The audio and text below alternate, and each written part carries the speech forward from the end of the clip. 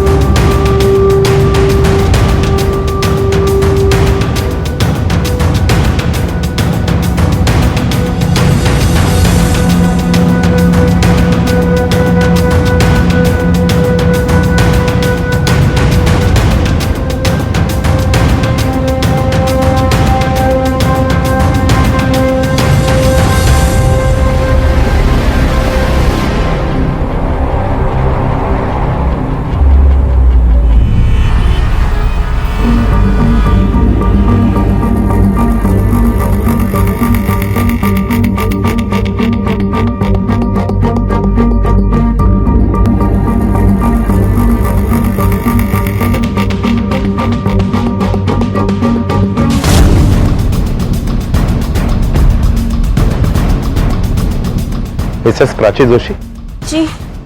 देखिए मैडम, आपको हमारे साथ पुलिस स्टेशन चलना पड़ेगा। मैं पण साहेब मी काय केली? साहेबांकडे घेऊन जा तिला। पण मी मला हाँ बोल रहे क्या है? सर देखा आपने सर ये ढूंढने नहीं निकली है, ढूंढने का नाटक कर रही है। मुझे पक्का यकीन है कि अनन्या को इसी ने गायब किया है। बताइए प्राची जी, अनन्या कहाँ है? कहाँ छुपा रखा है आपने अपनी बच्ची को? मेरी बच्ची कल दोपहर से गायब है। मैं उसे ढूंढ कर पागल हो गई हूँ। रात भर घर नहीं गई, सड़कों पर भटकती फिर रही हूँ। और आपको मुझे पर शक है कि मैंने अपनी बच्ची को छुपाया है। मेरी बच्ची है सर वो, मैं उसे क्यों गायब करूंगी? सर मैं 5 साल की बच्ची है सर, मेरी बहुत छोटी है। प्लीज उसे ढूंढिए मेरे लिए सर। आपकी बेटी कल दोपहर से गायब है और आपने एक बार भी पुलिस में कंप्लेंट करने की नहीं सोची? इनफैक्ट आपने तो अपने हस्बैंड को भी उसके बारे में नहीं बताया। सर मैं इतना डर गई थी, इतना घबरा गई थी, मुझे कुछ समझ में नहीं आ रहा था मैं क्या करूं। तो मैं खुद ही उसे ढूंढने निकल गई। और मैं सची को इसलिए नहीं बताया क्योंकि मुझे नहीं पता वो कैसे रिएक्ट करेंगे। तो मैंने कुछ सोचा नहीं, मैं बस उसे ढूंढने निकल गई सर। सच कह रही हूँ सर। तुम इतने यकीन से कैसे कह सकते हो कि इसी ने अनन्या को गायब किया? देखिए सर, बात यह है कि 3 दिन पहले मैंने प्राची को धमकी दी थी कि अगर वो नहीं सुधरी तो मैं अनन्या को बोर्डिंग स्कूल में डाल दूंगा। सर इसी धमकी को उसने शायद सीरियसली ले लिया और इससे पहले कि मैं अनन्या को कहीं दूर ले जाऊं, उसी ने अनन्या को गायब कर दिया। वो नहीं सुधरी इसका मतलब क्या है? सर प्राची एकदम पागल, एकदम लापरवाह टाइप की है सर। इसे कुछ पता नहीं है, कुछ समझ में नहीं आता। एक बात उसे 10 बार समझानी पड़ती है और फिर भी उसे समझ नहीं आता। और इसी वजह से वो अनन्या का ख्याल भी नहीं रख पाती थी सर। नीति से काजी नहीं कहते। हाँ, मैं उसका ध्यान नहीं रखती, मैं लापरवाह नहीं हूँ सर। मैं सच में उसे स्कूल लेने गई थी, लेकिन जब मैं स्कूल पहुंची तो वो वहाँ थी ही नहीं। आपकी बच्ची का स्कूल आपके घर से 10 मिनट की दूरी पर है और आपने कहा कि आप अपने घर से 1:45 बजे निकली थी। फिर स्कूल पहुंचने में आपको इतनी देर क्यों गई? सर वो मैं स्कूल के लिए जब निकली ना तो वो हरी भाव चौक है ना, उधर एक लड़के ने मुझे अपनी मोटरसाइकिल से टक्कर मार दी, तो उसी सब झगड़े बहस में देर हो गई सर। अगर आप वाकई में अपनी बच्ची को ढूंढ रही तो इतनी सुबह सुबह उस घर के बाहर क्या कर रही थी जो स्कूल से 40 मिनट की दूरी पर है? आपको कैसे लगा कि एक 5 साल की बच्ची वहां जा सकती है? सर वो मेरी जेठानी का घर है, स्मृति भाभी का। मैं तिला घरी बघायला गेली होती, मुझे लगा कि शायद अनन्या उन्हीं के पास है, उन्होंने ही अनन्या को छुपाया है। आप फिर से झूठ बोल रही हैं प्राची जी। हमने स्कूल के स्टाफ से भी पूछताछ की और उनका कहना भी यही है कि बच्ची अपनी माँ के साथ स्कूल से गई थी। वॉचमैन को बुलाओ। Okay sir. नहीं सर, मैं सच कह रही हूँ, मैं नहीं गई। ये आपकी बच्ची के स्कूल का वॉचमैन है और इसके मुताबिक आप ही बच्ची को लेकर स्कूल से गई थी। बताओ मैडम को क्या हुआ? हाँ साहब, हमेशा यही आती थी बच्ची को लेने और रोज की तरह कल भी आई थी। साहब माँ थी तभी तो बच्ची इतनी खुशी खुशी से गई, किसी अनजान औरत के पास में थोड़े ना ऐसे जाएगी। सर फिर तो वो औरत पक्का स्मृति भाभी थी, क्योंकि मेरे अलावा अनन्या सिर्फ उन्हीं को देखकर इतना खुश होती है। और सर वैसे भी छुट्टी के वक्त स्कूल में इतनी भीड़ रहती है, इन्होंने कहाँ शक्ल देखी होगी? बताइए, दिखा था? नहीं ना, मैं कह रही हूँ सर, वो स्मृति भाभी थी। सर मेरी बच्ची को ढूंढ दीजिए, छोटी सी बच्ची है, पता नहीं उसने खाया भी होगा या नहीं उसके साथ। माँ की ममता पर शक करना स्वाभाविक नहीं है, लेकिन यहाँ एक माँ ही शक के दायरे में थी कि उसने अपनी ही बेटी को गायब किया है। जबकि प्राची अनन्या को ढूंढने में कोई कोताही नहीं बरत रही थी। लेकिन सचिन की शिकायत के बेसिस पर पुलिस के लिए प्राची ही पहली संदिग्ध थी। पर क्या एक मां वाकई अपनी बच्ची को अगवा कर सकती है, और अगर हां तो उसकी वजह क्या हो सकती है, और सचिन का प्राची पर शक कितना सही था? यह बात भयभीत करती है कि एक बाप अपनी ही बेटी की गुमशुदगी का इल्जाम उसकी मां पर लगा रहा है।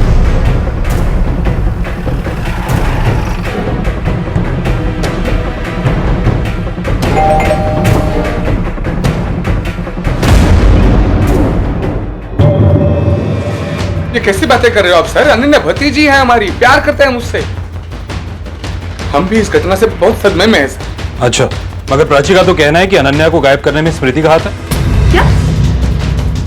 सर, अनन्या मेरी बेटी जैसी है, मुझे भी उसकी उतनी ही चिंता है जितनी प्राची को है।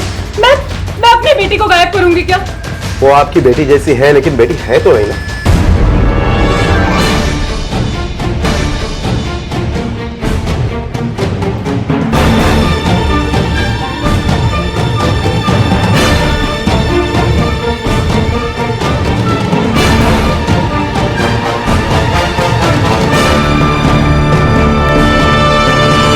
सावर लगा रहे? नहीं सर, अंदर कुछ भी नहीं है। हो गई तसल्ली। सर वो भतीजी है हमारी ही भतीजी को हम क्यों किडनैप करेंगे भला? ठीक है, हम लोग चलते हैं। अगर हमें जरूरत पड़ी तो आपको थाने आना पड़ेगा। मम्मा, पुलिस हमारे घर क्यों आई है? कुछ नहीं बेटा, अंकल मिलने आए। और तू नीचे क्यों आया? चलो चल। इस फोटोग्राफ में ये बच्ची कौन है? जी वो बेटी थी हमारी। 4 साल पहले हमने उसे खो दिया। इस बार तो तुमने हद कर दी प्राची। कोई इतनी बड़ी लापरवाही कैसे कर सकता है? मैंने लापरवाही नहीं की, मुझे काई चूक नहीं हो, तुझे काई चूक नहीं है, सारी गलती मेरी है। मैंने तुम्हें धमकी नहीं देनी चाहिए थी, सीधा अनन्या को यहाँ से लेकर जाना चाहिए था। क्यों जायला पाई जो तुम्हारा? सारी लापरवाही मेरी है। मैं ये कैसे भूल सकता हूँ कि 3 साल पहले भी तुम्हारी वजह से। मैंने जानबूझ के नहीं किया था। क्यों बार-बार मुझे उस बात का ताना मारते हो? मैं उसे बहुत प्यार करती थी।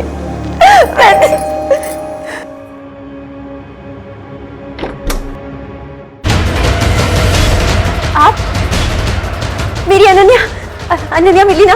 नहीं, अभी नहीं। पर आप लोग ये बताइए कि आपको ऐसा क्यों लगता है कि स्मृति ने आपकी बेटी को किडनैप किया है? सर, मैं बताता हूँ ये ऐसा क्यों बोल रहे हैं। और सर, इसी वजह से मैं आज भी उनसे नजरें नहीं मिला पाता, हिम्मत ही नहीं होती है सर। और एक ये है जिसने सब कुछ किया और अपनी लापरवाही का इल्जाम स्मृति भाभी पर डाल दिया। तुम मेरी हर बात का गलत मतलब क्यों निकालते हो? मैं उन्हें दुखी नहीं करना चाहती, मैं तो बस अपनी बच्ची को वापस पाना चाहती हूँ। इंस्पेक्टर साहब, मेरी बच्ची को वापस ढूंढ दीजिए प्लीज। जैसे हमें पता चलेगा आपको जरूर बताएंगे। फिलहाल ये बताइए कि आप लोगों को किसी पर शक है? कोई एक ऐसा आदमी जिससे आपका कोई झगड़ा या दुश्मनी रही? नहीं सर, बिल्कुल नहीं। हम तो मिडिल क्लास लोग हैं सर। भला हमारी किसी से क्या दुश्मनी हो सकती है? किडनैपर्स का फिरौती के लिए कोई फोन आया? नहीं सर, कोई फोन नहीं आया। वैसे सर, मुझे नहीं लगता कि अनन्या का किडनैप फिरौती के पैसों के लिए हुआ है। हमसे किसी को क्या मिल सकता है sir? Sir please sir, please मेरी अनन्या को ढूंढ लीजिए। ठीक है, अगर कुछ प्रोग्रेस होती है तो हम आप लोगों को इन्फॉर्म करते हैं। तब तक अगर आपको कोई भी बात याद है, कोई भी ऐसी बात जो आपको लगता है कि हमें मालूम होनी चाहिए, तो हमें जरूर बताइएगा। ठीक है सर। सर, मुझे लगता है कि अनन्या को गायब करने के पीछे स्मृति का ही हाथ हो सकता है, क्योंकि प्राची की वजह से स्मृति की बेटी की जान गई थी। कुछ दिन तो वो छुप रही, लेकिन अपने बेटी को खोने का गम वो भुला नहीं पाई, और इसी वजह से बदला लेने के इरादे से उसने अनन्या को गायब किया हो। कदम ये कि सिर्फ रिवेंज का नहीं है, बल्कि उससे ज्यादा पेचीदा। अगर बच्ची का किडनैप हुआ है तो किडनैप करने वाले का कोई तो मकसद रहा होगा। अगर ये सचिन तो ऐसे बिहेव कर रहा है कि मानो उसका कोई लेना देना ही नहीं, सारा इल्जाम प्राची पर डालना चाहता है। चेक कर।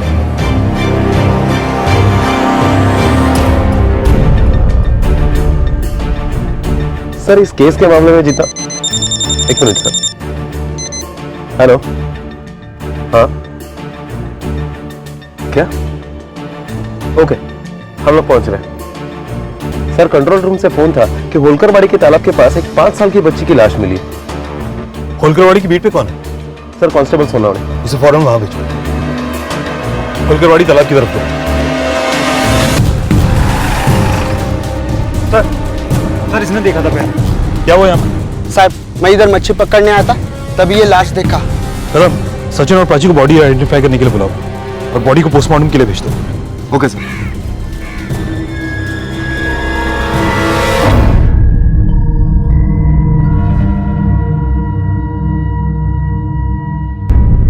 बॉडी का चेहरा बहुत बिगड़ चुका है और इसीलिए आपको पहचान के लिए बुलाया है। ये कपड़े हमें इस बच्ची की बॉडी पर मिले थे, पहचानते हो तुम इन्हें? मुझे इन कपड़ों के बारे में कुछ पता, पर ये मेरी अनन्या ही है। तो बेटा आंखें खोलो। कदम, ये कपड़ों का चक्कर समझ में नहीं आया। अनन्या तो स्कूल के बाहर से गायब हुई थी ना, तो फिर इसे तो स्कूल यूनिफॉर्म में होना चाहिए। सर हो सकता है कि कातिल ने जानबूझकर स्कूल यूनिफॉर्म बदल दिया ताकि हम लोग गुमराह हो सके।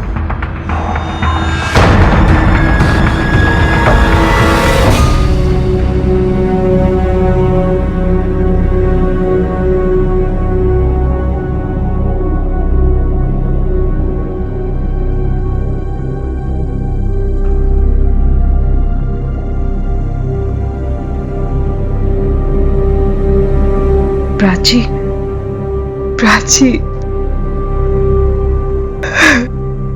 प्राची।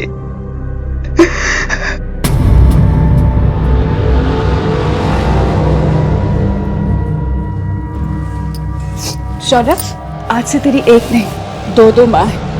आज से तू प्राची काकी को भी माँ कहेगा।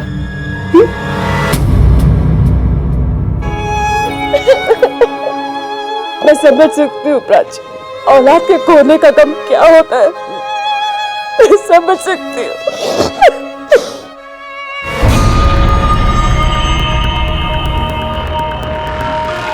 पापा क्यों नहीं आए? पापा कब आएंगे? ये विधि का विधान था या फिर किसी षड्यंत्र का हिस्सा, जहां अनन्या जिंदा थी पर माता पिता ने किसी दूसरी ही मृत बच्ची को अपना बता दिया था। कौन थी वो बच्ची और कहां थी अनन्या? अनन्या की हालत को देखकर ऐसा लग नहीं रहा था कि वो जरा सी भी तकलीफ में है। अपहरणकर्ता ने उसे इतना संभाल कर क्यों रखा था? कहीं इस अपहरण के पीछे माँ बाप का ही हाथ तो नहीं था? किडनैपर ने अनन्या को किडनैप किया और जान से मार दिया, मगर किडनैपिंग का क्या मोटिव था ये समझ में नहीं आ रहा। पैसों के लिए किडनैपिंग की गई तो फिर फिरौती के लिए फोन क्यों नहीं आया? सर पुलिस को इस केस में इन्वॉल्व देखकर शायद वो लोग डर गए हो और इसी डर के मारे उन्होंने बच्ची को मार दिया हो। हाँ कदम, पर अगर किडनैपर पैसे ही चाहता था तो बच्ची को बेच भी सकता था। उसका मोटिव भी पूरा हो जाता और शायद हमसे बचने के लिए उसे समय भी थोड़ा ज्यादा मिल जाता। सर अगर दुश्मनी वाले एंगल से देखा जाए तो बदला लेने के लिए बच्ची को किडनैप किया गया और बाद में उसे मार दिया गया। फिर तो शक की सुई स्मृति की तरफ ही बढ़ रही है। हाँ कदम, पर मुझे लगता है कि सचिन और प्राची हमसे पूरा सच नहीं बोल रहे और विजय और स्मृति भी हमसे कुछ छुपा रहे हैं। एक काम करो, अपना एक आदमी सिविल ड्रेस में इन पर नजर रखने के लिए लगा दो। Okay sir.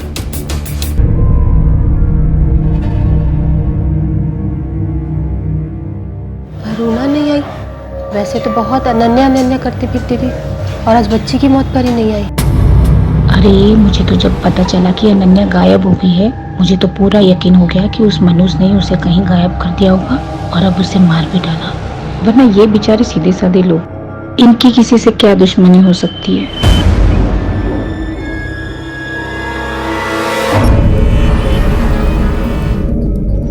अरे मुझे तो जब पता चला कि अनन्या गायब हो गई है, मुझे तो पूरा यकीन हो गया कि उस मनुष्य ने उसे कहीं गायब कर दिया होगा और अब उसे मार भी डाला।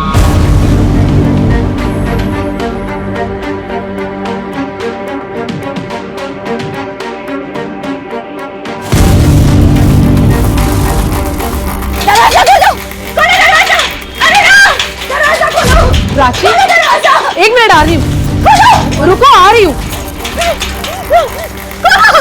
हाँ खोल रही हूँ, एक मिनट।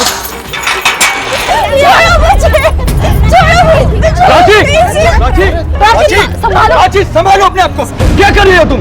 पागल हो गई हो? चुप, एकदम चुप। अरुणा, इसकी तरफ से मैं तुमसे माफी मांगता हूँ। सदमे में है। ये क्या कर रही है, क्या बोल रही है, इसे कुछ समझ में नहीं आ रहा। I am really very sorry. चलो चलो तुम चलो चलो यहाँ से, चलो प्राची चलो।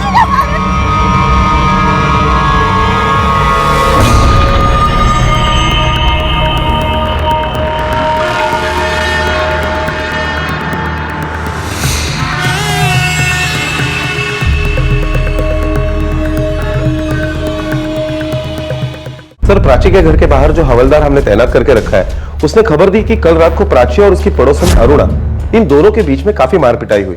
प्राची ने तो अरुणा के ऊपर यह भी इल्जाम लगाया कि प्राची के बच्चे को उसी ने मारा है। सर, हवलदार ने हमें यह भी बताया कि यह अरुणा जो है वो अकेली रहती है, उसे बच्चा नहीं हो रहा है, इसलिए उसके पति ने उसे छोड़ दिया है। हो सकता है कि प्राची का शक सही हो। अरुणा ने अपने बच्चे की कमी को पूरा करने के लिए अनन्या को किडनैप किया हो और इसके बाद इस डर से कि पुलिस उस तक ना पहुंच जाए बच्चे की जान ले रही हो। मगर इसका उल्टा भी हो सकता है कदम। हो सकता है कि प्राची अरुणा के बच्चे के ना होने का फायदा उठा रही हो और अपना शक उस पर जता रही हो ताकि वो खुद बच सके। क्योंकि अगर अरुणा पर उसे पहले से ही शक था तो उसने हमें पहले क्यों नहीं बताया। और इस प्राची के बारे में मैंने एक बात और नोटिस की है कि बार बार अपना बयान बदलती रहती है, कंफ्यूज रहती है और लोगों की हाँ में हाँ मिलाती जाती है। एक काम करो कदम, उस मोटरसाइकिल एक्सीडेंट के बारे में पता करो कि वो वाकई में हुआ भी था या नहीं, जिसके बारे में प्राची ने हमें बताया। सर, मैंने सीसीटीवी फुटेज चेक किया। पुलिस ने अब मोटरसाइकिल से हुए एक्सीडेंट का सच जानने की ठान से पूछताछ करने का फैसला किया। इसका मतलब प्राची सच बोल रही है। कहीं ऐसा तो नहीं कदम कि अरुणा के बारे में भी उसका शक सही हो सकता है।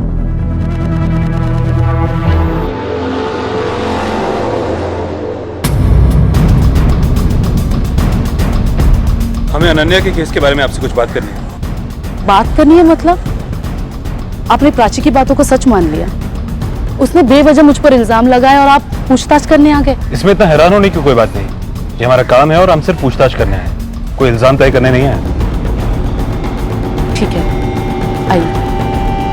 अरुणा जी, जिस वक्त अनन्या किडनैप हुई उस वक्त आप कहाँ थी? उस वक्त मेरे घर पर मेहमान आए थे तो मैं घर पर ही थी। इस कॉलोनी में इतने सारे लोग रहते हैं तो फिर प्राची ने आप पे ही शक क्यों जताया? सर, प्राची बहुत ही अजीब औरत है। मुझे तो लगता है उसका दिमाग खराब है। एक बार जब मैंने अनन्या को बचाने की कोशिश की तो उसने मुझे थैंक यू बोलने के बजाय मुझे ही बुरा भला सुना दिया था।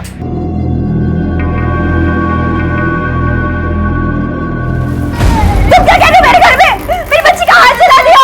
अरे प्राची, मैंने तो उसे बचा लिया, वरना वो पूरी जल जाती। हाँ, तुम तो चाहोगी कि मेरी बच्ची जल जाए। तुम्हारी अपनी औलाद नहीं है तो तुम दूसरों के बच्चों के साथ बुरा करोगी। मनहूस हो तुम, मनहूस। निकल जाओ मेरे घर से और आज के बाद मेरी बच्ची के आसपास भटकना भी मत। निकलो यहाँ से। सर, मैं बच्चा नहीं पैदा कर सकती, इसीलिए सब लोग मुझे मनहूस कहते हैं। इसीलिए मेरे पति ने भी मुझे छोड़ दिया। लेकिन सर, मैं बच्चों से बहुत प्यार करती हूँ। मैं बच्चों को तकलीफ पहुंचाने के बारे में सोच भी नहीं सकती। उस दिन जो भी गलतफहमी हुई उसके बाद प्राची ने मुझे कभी नहीं समझा। शायद इसी वजह से उसने मुझ पर इल्जाम लगाया। तो आप कहना चाहती हैं कि प्राची झूठ बोल रही है? सर, अब मैं क्या कहूँ, उसकी भी कोई गलती नहीं है। वो ऐसे इसलिए क्योंकि उसका पति उसको ऐसे ट्रीट करता है। वो हमेशा डरी हुई रहती है। उसका पति हमेशा उसमें गलतियां निकालता रहता है, उसे डराता रहता है, चिल्लाता रहता है। शायद इसीलिए वो कुछ भी करती है, कुछ भी कहती है।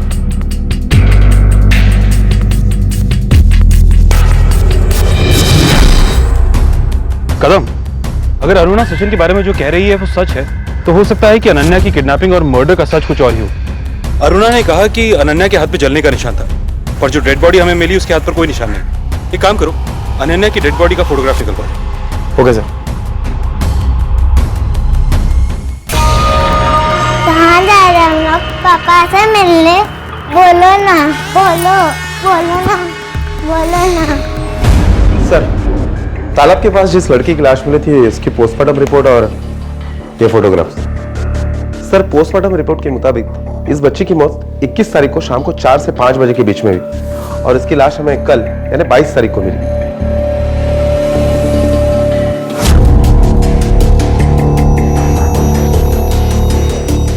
हमारा शक सही था कदम। बच्चे के हाथ पे जलने का कोई निशान नहीं है और ना ही इसके बारे में पोस्टमार्टम की रिपोर्ट में कोई जिक्र है। एक काम करो, इन दिनों में आसपास के एरिया में जितनी भी बच्चों की मिसिंग कंप्लेंट्स दर्ज हुई हैं उनके माँ बाप को शिनाख्त के लिए बुलाओ। Okay sir.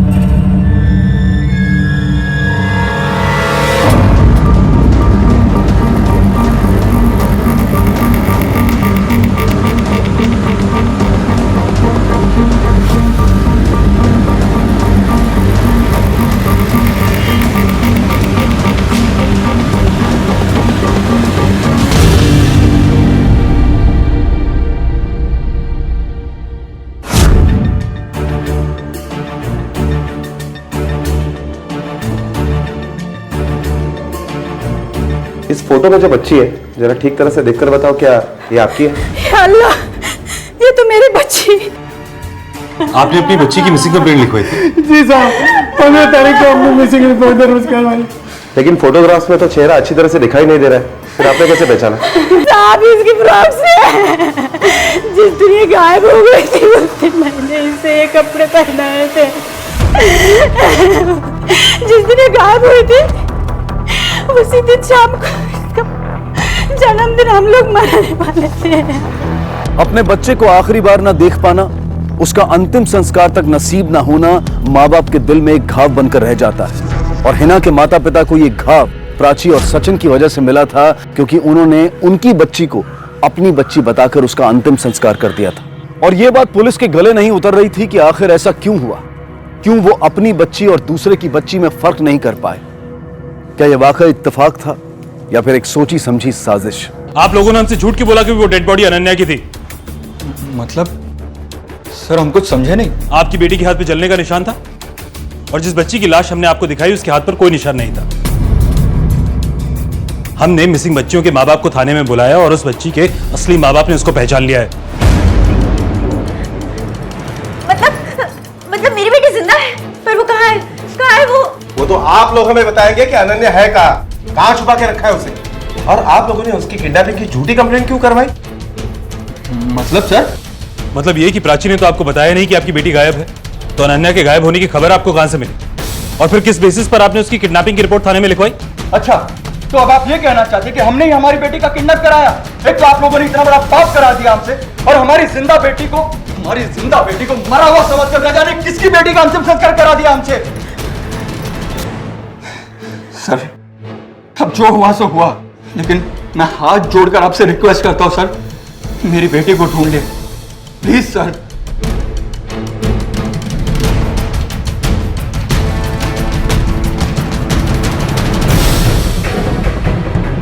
सर मुझे लगता है कि अनन्या के गायब होने में सचिन का हाथ हो सकता है। आपने देखा जैसे उसे सच पता चला कैसे भड़क गया था। उसने सोचा होगा कि गलत लड़की की पहचान करके वो हमें गुमराह कर सकता है, लेकिन जब वैसे हुआ नहीं तो वो बौखला गया।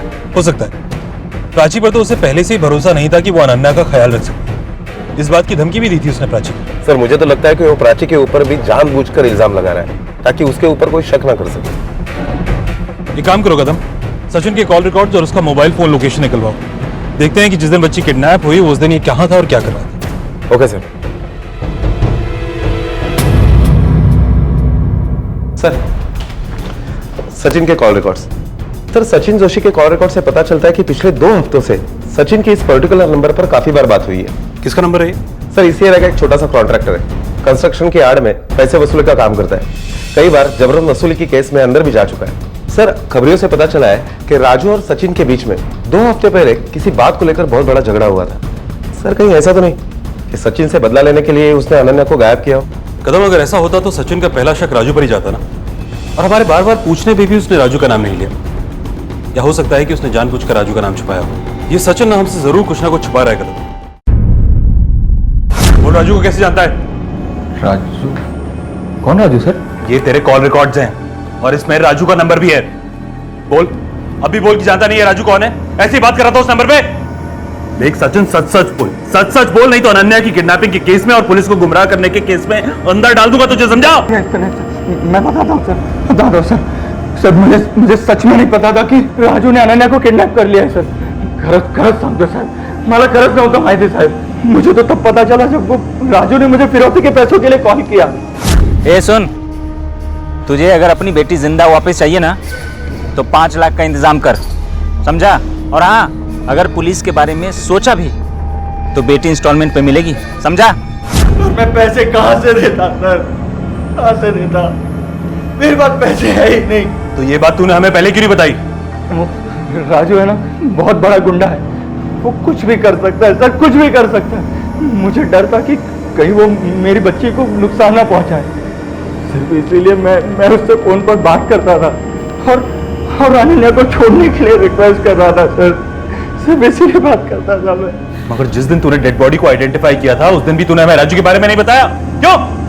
हाँ तो मैंने नहीं लिया था क्योंकि मुझे यही डर था कि कहीं मैं आप लोगों को सच्चाई बता दूंगा तो वो राजू मेरी बच्ची को नुकसान पहुंचाएगा सर, और इसीलिए उसके बाद भी मैं उससे फोन के कांटेक्ट में रहा। तो सर पिछले 3-4 दिनों से वो मेरा फोन नहीं उठा रहा सर। मैं आप लोगों को सब कुछ सच सच बता दिया है सर, सब कुछ सच सच बता दिया है। प्लीज सर, प्लीज मेरी बच्ची को ढूंढ लो।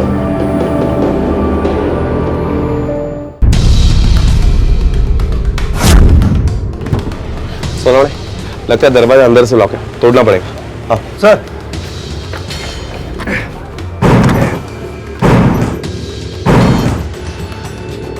लाइट्स ऑन करा।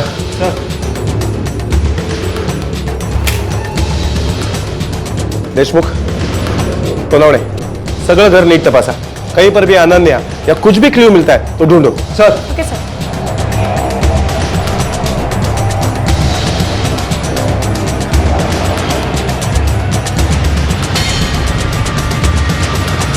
कुछ मिला? नहीं सर, हमने सर्च किया, कुछ नहीं मिला। हेलो साहब। हाँ सर, सब राजू तांबे कुंते चौक में बार के बाहर खड़ा है।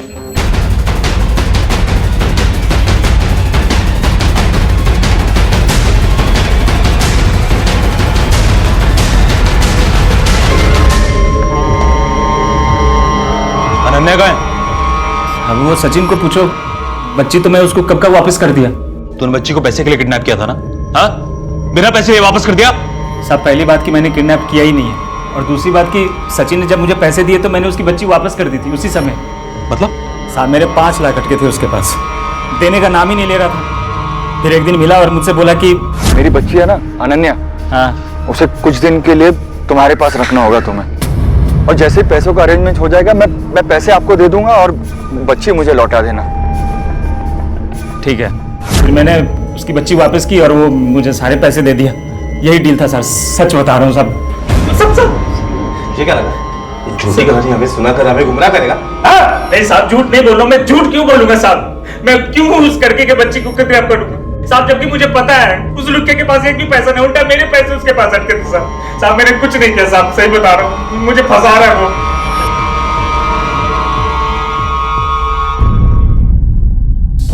सर आप कैसी बातें कर रहे हो? ये राजू तो गुंडा है।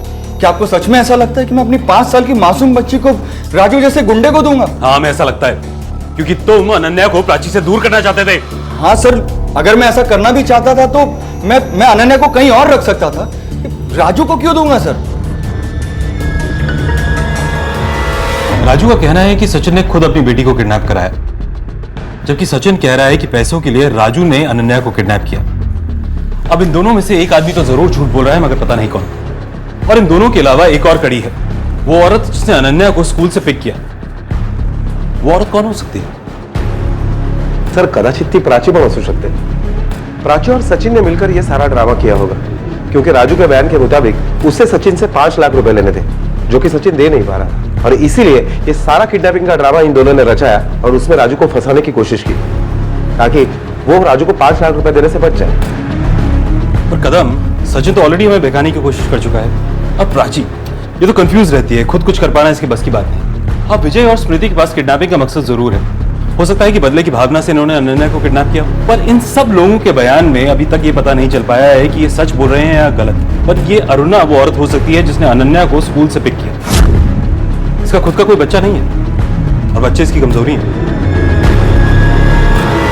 अरुणा जी, आपने कहा उस दिन आपके यहाँ मेहमान आए थे, राइट? जान सकता हूं कौन थे वो? मतलब ये कि हम जानना चाहते हैं वाकई में आपके यहाँ उस दिन कोई मेहमान आया था कि नहीं। कदम, इनसे उन सबका नंबर लो और पता करो कि इनके यहाँ उस दिन कोई आया था कि नहीं। अरे सर, मैं क्या बोल रही हूँ, आप उस दिन कहीं नहीं गई थी। आप अनन्या के स्कूल के बाहर थी और सचिन के साथ मिलकर अनन्या को आप ही ने किडनैप किया है। नहीं सर ऐसा कुछ भी नहीं है। आप अब भी झूठ बोल रही हैं? मैं झूठ नहीं बोल रही हूँ, लेकिन मैं सच नहीं बोल सकती। अच्छा, देशमुख मैडम, बिठाइए नीचे, अभी लॉकअप में ही सच बोलेंगी। अरे एक मिनट छोड़िए सर, मैं सच बताती हूँ, मैं सच बोलती हूँ। उस दिन मैं मिस्टर मेहरा के साथ थी, वो यहीं पास में रहते हैं, काफ़ी टाइम से उनका और मेरा अफेयर चल रहा है। ये बात उनकी बीवी को नहीं पता, इसीलिए मैंने आपको भी नहीं बताया। बाकी मैं सब सच बोल रही हूँ, मेरा और सचिन का कोई लेना देना नहीं है। अगर अरुणा का उस केस से कोई लेना देना नहीं है तो फिर वो औरत कौन थी जिसने उस बच्ची को स्कूल से पिक किया? कदम, इस केस की कोई एक ऐसी कड़ी है जो अभी तक हमारे सामने नहीं आई है, या अभी तक हम उसे पकड़ नहीं पा रहे हैं।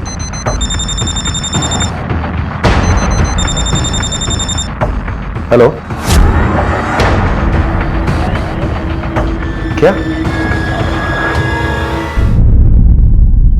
सर वो प्राची मेरे बच्चे को, मेरे शौर्य को उठा के ले गई है सर। सर वो पूरी पागल है सर। कहाँ है मेरी बेटी? कहाँ छुपाई तूने उसे? प्राची, पहले तो चिल्लाओ मत, शांति से बात करो। आओ बैठो। मुझे नहीं कोई बात शांति से बात करनी। मेरी बच्ची को गायब करके मुझे क्या दे रही है? मुझे पता है तू नहीं छुपाया, उसे पता कहाँ है वो? प्राची, तूने फिर वही बकवास शुरू कर दी। तू पागल हो गई है क्या? तो पागल हो गई हूँ। बता मेरी बच्ची को कहाँ छुपाया है?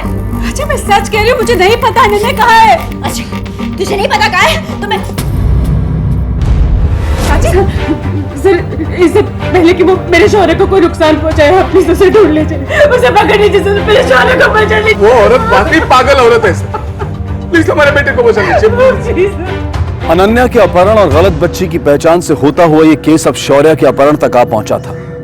अनन्या के अपहरण में प्राची सबसे पहली संदिग्ध थी, और चूंकि पुलिस को इस बात का अंदाजा था कि प्राची मानसिक रूप से स्थिर नहीं थी, तो शायद अपनी इसी अस्थिरता की वजह से उसने शौर्य का भी अपहरण कर लिया था। पर सवाल यह था कि प्राची खुद अनन्या का अपहरण करके पुलिस को गुमराह क्यों करेगी, और अगर अनन्या उसी के पास थी तो उसे अब शौर्य का अपहरण करने की क्या जरूरत थी, जिसे आज तक लोग एक हादसा समझ रहे थे। कदम, ये प्राची और शौर्य के बारे में कुछ पता नहीं चला ना? काम करो, प्राची और शौर्य की फोटोग्राफ को सभी पुलिस स्टेशन में सर्कुलेट कर दो और अलर्ट कर दो कि जैसे इनके बारे में कुछ पता चला मैं फौरन इन्फॉर्म करें। और हाँ, ये भी पता करो कि प्राची को सपोर्ट कौन कर रहा है। Okay sir.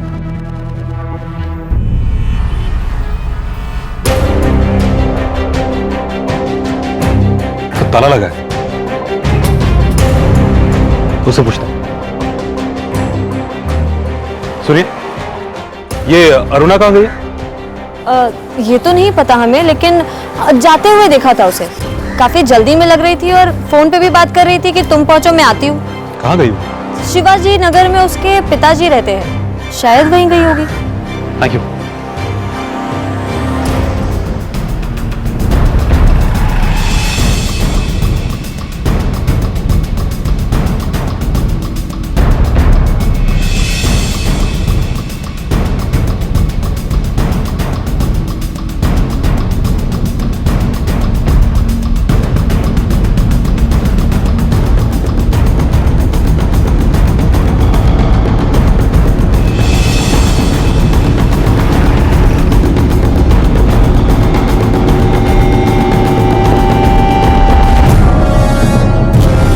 यहाँ?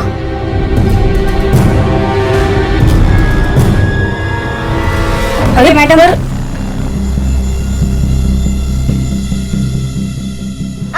सॉरी सर, मैं मानती हूँ मुझसे गलती हो गई, पर मैं क्या करती, मुझे कुछ समझ में नहीं आ रहा था। जब मुझे कुछ सूझा नहीं तो मैं शौर्य को अपने साथ ले आई, ये सोच के कम से कम अब तो स्मृति भाभी मुझे मेरी बेटी वापस कर देगी। मैं सोच के मेरा इरादा शौर्य को नुकसान पहुंचाने का नहीं था, मैं तो बस अपनी बेटी को वापस लेना चाहती हूँ। पर आपको कैसे पता कि अनन्या स्मृति के पास है? सर, क्योंकि मैंने अपने कानों से अपने पति को उनके भैया से बात करते सुना था। अरे नहीं दादा, आप मेरी बात समझो। आप अनन्या को एक हफ्ते बाद ले जाना, तब तक ये किडनैपिंग का मामला भी थोड़ा ठंडा हो जाएगा। और आप अभी लेकर गए तो पुलिस को सीधा आप पर ही शक होगा। और वैसे भी ये प्राची ने स्मृति भाभी का नाम ले लिया पुलिस के सामने। हाँ दादा, हाँ।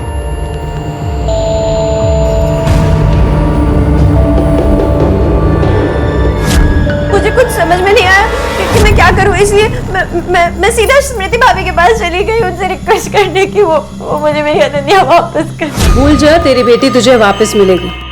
तूने मेरी बेटी की जान ली थी ना, मैंने तेरी बेटी ले ली। मैं आपका हाथ जोड़ती हूँ, आपके पाँव पड़ती हूँ, प्लीज मुझे मेरी बच्ची वापस कर दो। तेरी बेटी तो तुझे वापस मिलने से रही, और दोबारा इस घर में कदम मत रखना। तो चल निकल यहाँ से।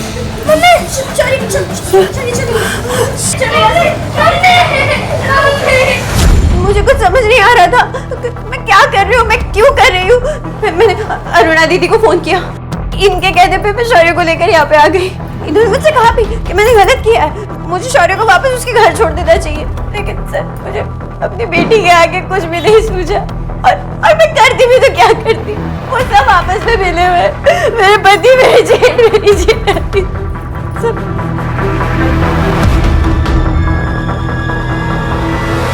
हाँ सर, प्राची सच बोल रही है। अनन्या दादा और बहनी के पास ही है। मेरे ऊपर राजू का 5 लाख का कर्जा था, जिसके लिए वो मुझे धमकी दे रहा था। दादा के पास पैसे थे और मैंने दादा से मांगे भी, लेकिन उन्होंने मेरे सामने एक शर्त रख दी, अगर अनन्या को मैं उनको दे दूंगा तभी वो मुझे पैसे देंगे।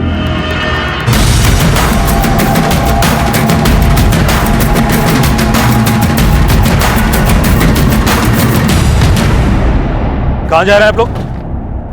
जी क्या हुआ? हम तो यही किसी काम के लिए वो गाड़ी की चेकिंग करो। अरे लेकिन सर क्यों? हमने किया क्या है? अभी पता चलेगा क्यों। अरे सर हटो, डिक्की खोलो। क्या हुआ?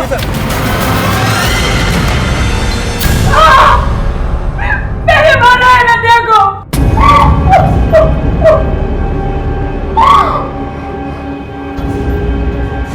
हमारी बच्चे की मौत के बाद स्मृति बहुत दुखी रहने लगी थी। मैंने सोचा कि अगर स्मृति प्रीति को भी अपने बच्चे के लिए तड़पती हुई रोती हुई देखे तो शायद वो ठीक हो जाएगी, कुछ सुधार हो जाएगा। पहले प्राची ने मेरी बच्ची की जान ले ली और अब मेरे शौर्य को मुझसे छीन लिया। मैं उसे सबक सिखाना चाहती थी, बताना चाहती थी कि औलाद को खोने का काम क्या होता है। उस दिन मैं अनन्या के कमरे में गई। तुझे किडनैपिंग का नाटक करने की क्या जरूरत थी? अगर तू अपनी बेटी को अपने भाई के पास भेजना चाहता था तो बिना नाटक के भी भेज सकता था ना? हाँ सर, भेज सकता था, लेकिन मुझे एक तीर से 2 निशाने लगाने थे। उस राजू और प्राची दोनों से छुटकारा पाना था। इसीलिए मैंने राजू को कहा कि अनन्या को कुछ दिन अपने पास रखे। देखो मैं तुम्हें तुम्हारा सारा पैसा लौटा दूंगा, लेकिन उसके लिए ना मेरा एक छोटा सा काम करना। अब कौन सा काम है भाई? भाई वो मेरी बच्ची है ना अनन्या, उसे कुछ दिन के लिए तुम्हारे पास रखना होगा तुम्हें। और जैसे पैसों का अरेंजमेंट हो जाएगा मैं पैसे आपको दे दूंगा और बच्ची मुझे लौटा देना। और उसके बाद मैंने टपोरी को पैसे दिए, स्कूल पहुंचने में देर कर दी।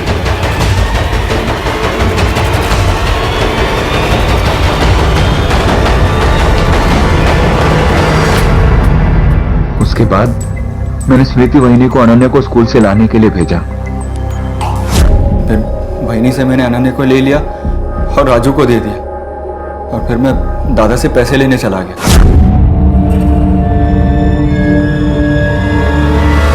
वो पैसे मैंने राजू को दिए और अनन्या को वहां से छुड़ा लिया। सर मैं जानता था कि अनन्या दादा और बहनी के पास ज्यादा सेफ रहेगी और उससे अच्छी जिंदगी भी मिलेगी। सेफ? जिन लोगों के पास तूने अपनी बेटी को सेफ रखने के लिए छोड़ा था ना, उन लोगों ने तेरी बेटी की जान ले ली है। अनन्या अब जिंदा नहीं है। गुनाह और गुनहगारों की पहचान हो चुकी थी। सचिन, विजय और स्मृति इस वक्त न्यायिक हिरासत में हैं। प्राची इस परिवार में अकेली बची थी जिसने अपने आंसू पी लिए थे, और शौर्य को उसने अपनी ममता के आंचल से ढक लिया था, इस बात को भूलते हुए कि उसी के माता पिता अनन्या के कातिल हैं। पति पत्नी का रिश्ता एक दूसरे की कमियों को ढकते हुए, दूर करते हुए, एक दूसरे का सहारा बनकर उस रिश्ते को मजबूत बनाना होता है। लेकिन सचिन ने प्राची के साथ बिल्कुल उसके विपरीत व्यवहार किया। 7 जन्मों का बंधन, सुरक्षा और सम्मान देने की कस्में खाकर उसने प्राची को अपनी अर्धांगिनी बनाया, लेकिन उस पर विश्वास करना तो दूर, बल्कि उसके आत्मविश्वास को भी बार बार उसमें कमियां निकालकर तार तार कर दिया। यहां तक कि प्राची अपना सच कहने से भी घबराती थी। यह सही नहीं है कि हर किसी को शक की निगाह से देखा जाए, लेकिन यह भी जरूरी है कि अपने आसपास और अपने साथ के लोगों की नीयत और गतिविधियों पर नजर रखी जाए, वरना अनहोनी कब हमें अपना शिकार बना लेगी ये कहना मुश्किल है। देखते हैं हमारे आज के एपिसोड की दूसरी कहानी।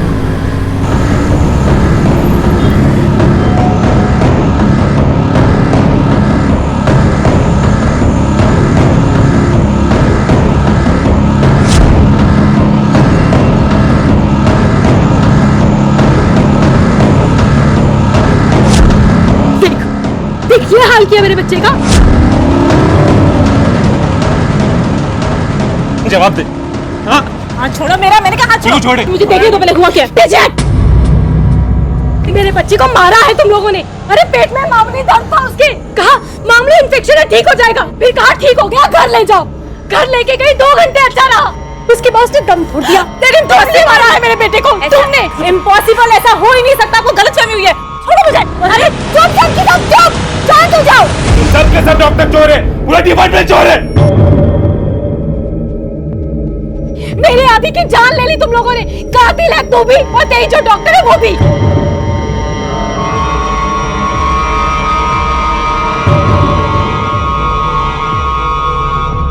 भगवान के बाद अगर इंसान किसी पर अपनी जान के लिए सबसे ज्यादा भरोसा करता है तो वो है उसका डॉक्टर।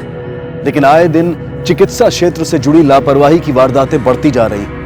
जहां कुछ समय पहले तक ये वारदातें छिपी रहती थी, लेकिन वहीं आज के इस आधुनिक इंटरनेट के युग में खुलकर सामने आ रही हैं। अक्सर इस लापरवाही का नतीजा होता है मरीज की मौत।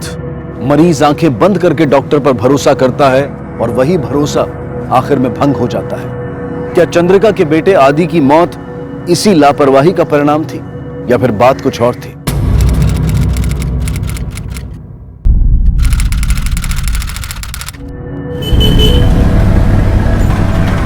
फोन करके बोलते कि मैं नहीं आ पाऊंगी। और डॉक्टर जो पूनम है उसमें दिमाग नाम की कोई चीज है कि नहीं? आप डॉक्टर पूनम को क्यों गालियां दे रही हो? माँ मैं खुद जा रही हूँ, उन्होंने मुझे नहीं बुलाया। और मेहंदी शाम को है ना, मैं 2 बजे से पहले आ जाऊंगी, ठीक है? उसको पता नहीं है कि तेरी मेहंदी की रस्म है। अरे भैया मुझे दृष्टि, वो दूध वाला पैसे मांग रहा, दे दो ना। उसे भी अभी आना था पापा। और सुनो, इनसे काफी है? केबल वाला आया था, वो भी- बाद में। दृष्टि तू मेरी बात सुन पहले। मैं आ जाऊंगी मेहंदी से पहले, ठीक है? 2 बजे तक घर पहुंच जाऊंगी माँ। और पवन ओए जल्दी नीचे आ, चल मुझे लेट हो रहा है। जल्दी पवन, चाचा हॉस्पिटल है ना, ये जान लेके छोड़ेगा ये। बस दिशु, 1 मिनट जरा मालूम करना कि पवन क्या कर रहा है। कहता है कि उसे कोई जॉब शॉप लगी है। अगर जॉब लगती तो उसकी कोई कंपनी ऑफिस का नाम तो होता। मुझे लगता है फिर से कोई कांड करने वाला है वो। यही सोचो आप मेरे बारे में। भरोसा तो है नहीं अपने बेटे पर, हमेशा बुरा ही सोचेंगी। तेरे कारनामे चलते ऐसा कह रही हूँ, समझा? अरे यार बस करो तुम दोनों, मुझे पहले से ही लेट हो रहा है। चल ना यार पवन। और चाची सुनो, मुझे ना आते आते 2 तो बज ही जाएंगे। तब तक आप प्लीज माँ को मैनेज कर लेना। हाँ हाँ हाँ संभाल लूंगी। चल।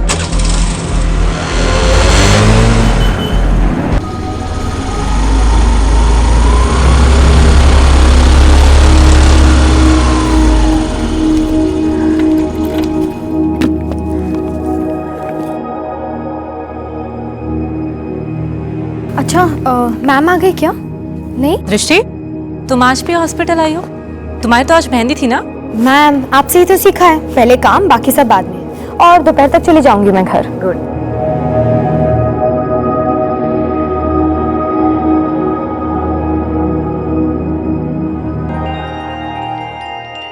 आवर्स हो गए, इसे फीवर तो नहीं आया ना? No doctor. Very good. अब आप इसे घर लेके जा सकते हो। एंड मेक श्योर कि ये ऑयली और मसालेदार खाना ना खाए। ठीक है। और जाने से पहले एक फाइनल डोज दे दो इसे, इंजेक्शन लगा। जी डॉक्टर। उसके बाद आप लेके जा सकते। चल। हाय, आप तो बिल्कुल ठीक हो गए। मुझे घर नहीं जाना, मुझे यहीं मजा आ रहा है। आदि, घर क्यों नहीं जाना? डांट खानी है तुझे? हाँ, एक तो तेरा खर्चा।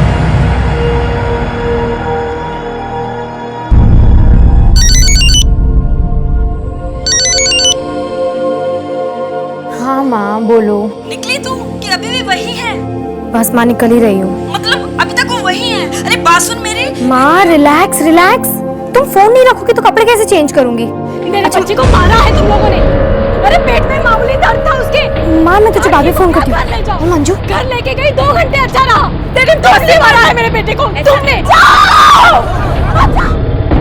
कहते हैं कि इस दुनिया में अपनी औलाद को खोने से बड़ा दुख और कोई नहीं होता है। अपने बेटे आदि को खोने के बाद चंद्रिका की पूरी दुनिया तबाह हो गई थी। तो क्या डॉक्टर्स और हॉस्पिटल के अन्य कर्मचारियों पर निकला गुस्सा इसी दुख से जन्मा था, या फिर वाकई चंद्रिका के दावों में कोई सच्चाई थी? क्या आदि की मृत्यु डॉक्टर की लापरवाही की वजह से हुई थी? ये एक घटना कई सवाल खड़े करने वाली थी। कुछ इस मामले से जुड़े हुए और कुछ इस मामले से जुदा और अपने साथ लाने वाली थी। पूनम, ये सब यू ऑलराइट? क्या हुआ? मुझे सिक्योरिटी गार्ड ने बताया। किसने किया ये? Don't ask. I lost a patient. Patient? Little boy आदि। देखिए, हम बॉडी को पोस्टमार्टम के लिए भेजेंगे ताकि इन्वेस्टिगेशन हो सके। सिंह, इनको अंदर लेके जाओ, रिपोर्ट लिखवाओ। आप भी जाइए। और आप लोगों ने भीड़ क्या लगाई है? चलिए यहाँ से।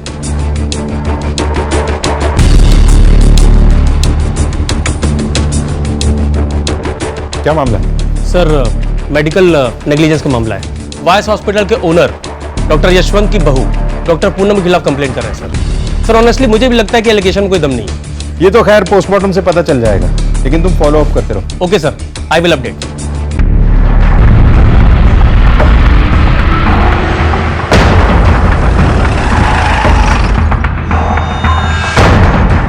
देखो सर, ये नई बात नहीं है। कई बार ऐसे होता है कि पेशेंट के गुजरने के बाद उसके रिलेटिव्स हम डॉक्टर्स को ही ब्लेम करते हैं। मैं उनका दर्द समझ सकता हूँ, छोटे बच्चे की डेथ हुई है, आई कैन टोटली अंडरस्टैंड। लेकिन मैं पूरे अश्योरेंस के साथ कह सकता हूँ सर कि ये हमारी कोई निग्लिजेंस नहीं है। आपकी वाइफ डॉक्टर पूनम से बात करनी थी। मैंने उसको घर भेज दिया सर। बहुत डिस्टर्ब थी, डरी हुई थी। एक तो पेशेंट के गुजरने का ट्रॉमा, और उन लोगों ने काफ़ी तमाशा किया सर, फिजिकल असॉल्ट भी किया।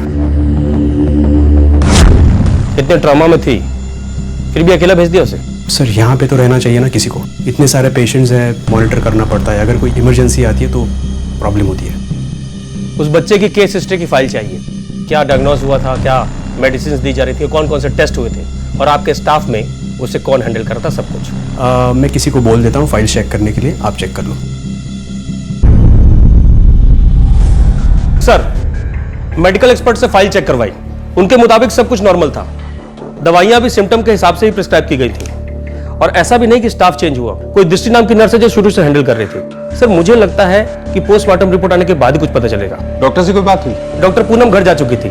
बच्चे के घर वालों ने काफी मारपीट की उनके साथ, थोड़ा घबरा गई थी। मैं कल पूछताछ करता हूँ सर। ठीक है, डॉक्टर पूनम से बात करने के बाद दृष्टि से भी बात करते हैं। सर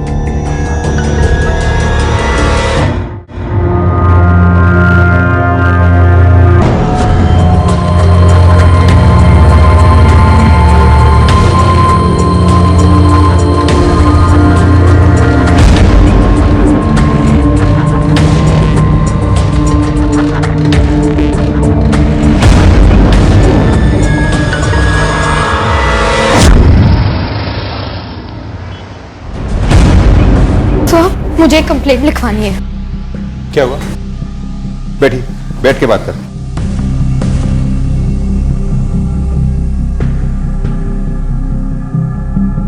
सर मैं एक नर्स वायस हॉस्पिटल में काम करती हूँ। कल वहीं पर एक बच्चे की मौत हुई। उसकी माँ और उसके मामा ने बहुत बड़ा बखेड़ा क्रिएट किया और धमका कर गए। आज मेरी शादी है, हम पार्लर जा रहे थे, ऑटो में थे।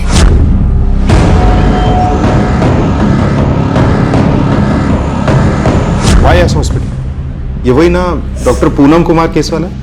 जी। दृष्टि, वो बच्चा जिसकी मौत हुई वो तुम्हारी ही देखरेख में था ना? तुम ही ने दवाई दी थी उसको? जी सर। अच्छा, वो दवाई डॉक्टर ने खुद बताई थी तुमको? जी सर, हम खुद से मेडिसिन नहीं दे सकते पेशेंट को। कहीं वो बच्चा तुम्हारी ही गलती की वजह से तो नहीं मरा, या डॉक्टर से दवाई लेबल करने में या प्रेस्क्राइब करने में गलती हुई? नो सर, उसे मेडिसिन देने के बाद वो ठीक हो गया था, वो घर चला गया था। शायद वहीं जाने के बाद कुछ हुआ होगा, उसके पेरेंट्स ने कुछ किया होगा। वो लोग ऐसा क्यों करेंगे? सर शायद पैसों के लिए। उसकी माँ और मामा ही फ्रॉड है। जब बच्चे को एडमिट किया था उसके बाद मैंने उनको बात करते हुए सुना था। ये लो। क्या है इसके बिल। इतने पैसे कहाँ से लाऊंगी मैं? अरे ये लड़का तो जान लेके रहेगा मेरी। इसकी पढ़ाई लिखाई, खाना खेलना, सब चीजें, और अब ये बीमारी। कहाँ से लाऊं इतने पैसे? अच्छा होता अगर ये मर जाता। जब वो डॉक्टर पूनम पे इल्जाम लगा रहे थे तभी मैंने उन्हें बता दिया था कि मैं ये सारी बातें पुलिस को बता दूंगी। दीदी तो डॉक्टर पूनम पर इल्जाम वगैरह लगा रही है ना, सब बंद कर दे। उनकी कोई गलती नहीं है, और अगर ये सब बंद नहीं किया ना तो ध्यान रख, तेरे बारे में जो मैं जानती हूँ ना सबको बता दूंगी। सच तो वैसे भी सामने आ जाएगा। देखते हैं कौन क्या छुपा रहा है। इनकी डिटेल्स ले लो।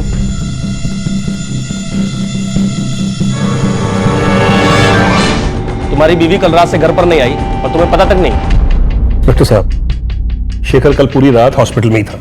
उसे लगा कि पूनम घर चली गई है, और हमने देखा कि पूनम घर नहीं आई तो वो हॉस्पिटल में ही होगी शेखर के साथ। और जब मैं सुबह घर पहुंचा तो मुझे पता चला कि वो घर आई नहीं है। आपकी वाइफ डॉक्टर पूनम से बात करनी थी। मैंने उसको घर भेज दिया सर। तब से लेकर अब तक हम उसे ढूंढ रहे हैं। कुछ फोन वोन किया? उसका फोन स्विच ऑफ आ रहा है। कहीं अपने आप से तो नहीं चली गई? बच्चे के साथ जो हादसा हुआ अस्पताल में, उससे परेशान होकर भाग गई हो? हम लोग रेप्यूटेड डॉक्टर्स हैं सर, हर ऐसे केस के बाद परेशान होकर क्या हम घर छोड़ देंगे? तो उससे पूछा मैंने, उसको जवाब दे। और अगर इतना ही शौक है तो इसको थाने में ले जाकर अलग से पूछूं मैं? हाँ? नहीं सर, सर ऐसा कुछ नहीं है। मुझे हर डिटेल चाहिए, जब से तुम्हारी भी हॉस्पिटल से निकली थी तब से लेकर अब तक। दीदी अब तक आदित्य की मौत के सदमे के बाहर नहीं आ पाई है। सदमा या पछतावा? ये तो खुद ही चाहती थी ना कि आदि मर जाए। मैं अपने बच्चे को कैसे मारूंगी? वो बेटा था मेरा। ये क्या बोल रहे हो साहब आप? ये मैं नहीं कह रहा हूँ, ये तुम लोग बातें कर रहे थे तो नर्स ने सुन लिया। सर प्लीज आप उस नर्स की बातों में मत आइए, वो बहुत पहुंची हुई चीज है साहब। अच्छा खैर, मैं तो यहाँ तुझे ही लेने आया, चल हमारे साथ। साहब आप तो सब चीज जानते हो, दीदी की ऐसी हालत में मुझे कैसे छोड़ के जाओगे साहब? आपको जो पूछना है आप इधर ही पूछ लीजिए ना साहब, मैं सब कुछ बताता हूँ आपको। जिस दिन आदि की मौत हुई उसी दिन से डॉक्टर पूनम भी लापता है। कहाँ है वो? क्या किया तूने उसके साथ? सर गायब नहीं, भाग गई होगी सर। साहब पहले बच्चे की जान ली, फिर पुलिस के डर के मारे वो भाग गई। अच्छा, पहले तूने डॉक्टर पूनम को धमकी दी और वो लापता हो गई, फिर तूने खुद ही दृष्टि पे हमला कर दिया। हमला? ये क्या बोल रहे हो साहब आप? विकी झूठ मत बोल। साहब मैं झूठ नहीं बोल रहा, वो नर्स झूठ बोल रही है साहब। साहब अपनी सच्चाई छुपाने के लिए वो सब ड्रामा कर रही है साहब। उसकी सच्चाई सबके सामने मैं ला दूं, इसके पहले वो मुझ पे उंगली उठाना चाहती है साहब। अगर तेरी बातों में जरा सा भी झूठ निकला ना तो लॉकअप में उल्टा लटका के मारूंगा तुझे। फिलहाल तो हम जा रहे हैं, लेकिन तू शहर से बाहर जाने की सोचना भी मत।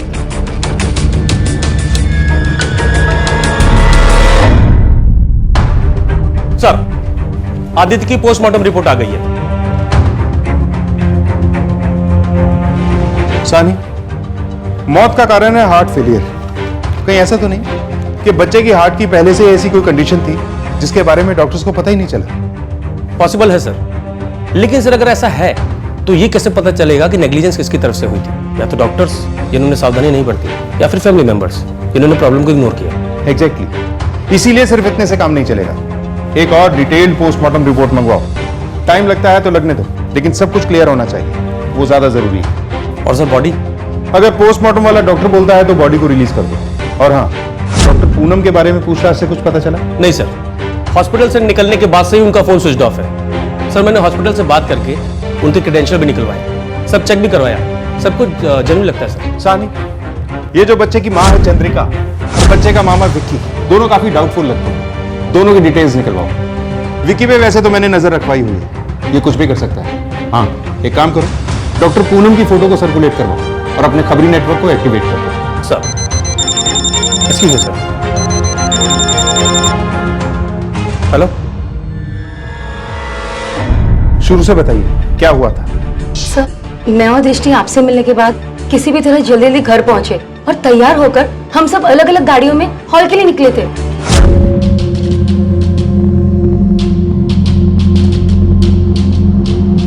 और सर फिर हम सबकी गाड़ियां एक दूसरे के पीछे जा रही थी। अचानक हमारा ड्राइवर वो गाड़ी लेकर आगे निकल गया। हमने सोचा कि हम हॉल पहुंच जाते हैं और हॉल के अरेंजमेंट्स को चेक कर लेते हैं कि सब सही ढंग से हुआ है कि नहीं। पर सर काफी देर तक हम वेट करते रहे उनका, पर वो लोग पहुंचे नहीं सर। सर 1 घंटे हम वेट करते रहे, सोचा कि शायद गाड़ी खराब हो गई होगी। लोगों को भेजकर सर रास्ता चेक करवाया, लेकिन कुछ पता नहीं चला। उसके बाद आपको कॉल किया सर। चलिए उस रास्ते पे चेक करते हैं जो रास्ता उन लोगों ने लिया। पहले आदि की मृत्यु, फिर डॉक्टर पूनम की गुमशुदगी और अब दृष्टि और उसके माता पिता का अचानक गायब हो जाना। इस मामले में यह मोड़ आएगा कि शायद ही किसी ने सोचा होगा। इलाज से लापरवाही का एक मामला तब्दील हो चुका था कई गुमशुदगियों के मामलों में। जो रास्ता दृष्टि और उसके माता पिता ने इख्तियार किया, उसकी जांच से पुलिस के हाथ लगे कुछ जवाब, लेकिन ऐसे जवाब जिनसे और भयानक सवाल खड़े हो गए।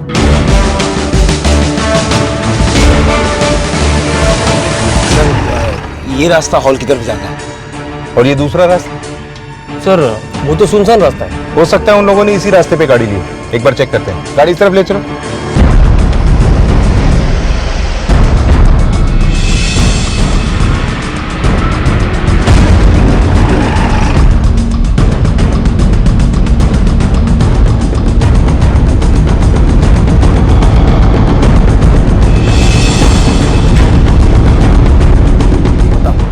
गुमशुदगी के मामले अब बन चुके थे हत्याओं के मामले।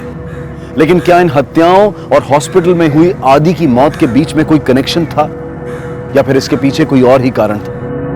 मामला पेचीदा होता जा रहा था और पुलिस की मुश्किलें बढ़ रही थी। घर से सबसे आखिर में तुम निकले थे, कुछ देखा था रास्ते में? मैंने तो हमेशा वाले रास्ते गलत रास्ते आया ही नहीं। रास्ते में ना दिशु ना चाचा चाची ना गाड़ी दिखी सर। वो ड्राइवर कार की रेंटल कंपनी से था या बाहर से? सर वो गाड़ी लेकर खुद आया था sir, A to Z car solution. Sir मैंने खुद बुक की थी।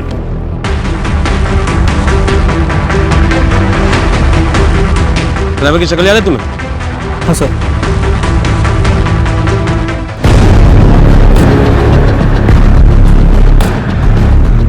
सर गन शॉट वुंड और खून के छींटों से साफ पता चलता है कि गोली एकदम पास से चली है, पॉइंट ब्लैंक रेंज से। फोरेंसिक जांच चल रही है सर। प्राइमा फेसी तो रॉबरी की लगती है। रॉबरी का ठीक उसी वक्त होना जब ये लोग शादी के लिए जा रहे थे। इन लोगों ने गहने पहने हुए थे। या तो ये रॉबरी बहुत दिन पहले प्लान की गई थी या फिर ये रॉबरी नहीं कुछ और ही है। वाइस हॉस्पिटल लग तो यही रहा। लेकिन बच्चे के मामा विक्की पे हमने नजर रखवाई थी। अगर ये कुछ हरकत करता तो हमें पता चल जाता। सर मैं भी किसी और से करवाया। पॉसिबल। सर डॉक्टर पूनम के गायब होने पर हमें इसी पर शक था। इसके कॉल रिकॉर्ड चेक किए, इवन हॉस्पिटल से घर तक के रास्ते का पूरा चेक किया, कहीं आसपास भी नहीं था सर। सानी दोनों ही वारदातों में इस विक्की का मौजूद होना जरूरी नहीं है। शातिर आदमी हो सकता है मोबाइल को घर पे ही छोड़ दिया है। इसके करंट ट्रायंगुलेशन रिकॉर्ड से ये भी पता करो तब ये विक्की कहाँ था। और हाँ, कॉल रिकॉर्ड से ये भी पता करो कि ये किस किस के साथ कांटेक्ट में था। सर सिर्फ विक्की ही नहीं, चंद्रिका के कॉल रिकॉर्ड्स भी चेक करो। काफी गुस्सा भरा हुआ है इसमें।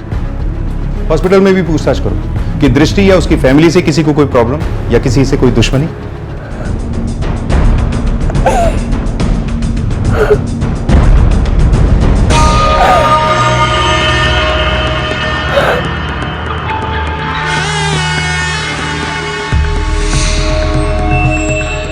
सर एक बात अजीब नहीं लगती? दृष्टि के माँ बाप का मर्डर हुआ, उसके बाद से ही दृष्टि गायब है। हो सकता है ये सब कुछ उसी का किया जा रहा हो। उसे डर होगा कि बच्चे की मौत से जुड़ी बात कहीं सामने ना आ जाए। हो सकता है उसी की लापरवाही से बच्चा मरा हो और इसी डर से वो पैसे और गहने लेके भाग गई। लेकिन वो अपने ही माँ बाप का मर्डर क्यों करेगी? अनलेस की फैमिली में कोई प्रॉब्लम।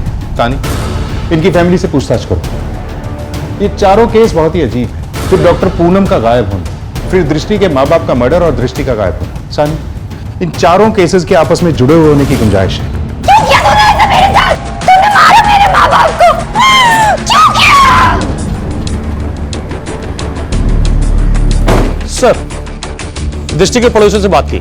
पड़ोसियों के मुताबिक फैमिली एकदम नॉर्मल थी। बस दृष्टि की मां नीला थोड़ी झगड़ालू थी सर। पड़ोसियों से अनबन रहती थी हमेशा। अच्छा वो गाड़ी जिसे दृष्टि और उसके माँ बाप को हॉल तक ले जाने के लिए हायर किया गया था, उसकी रेंटल कंपनी से बात हुई? सर ऐसी कोई कंपनी है ही नहीं। और पवन ने जो नंबर दिया था वो भी फर्जी है सर।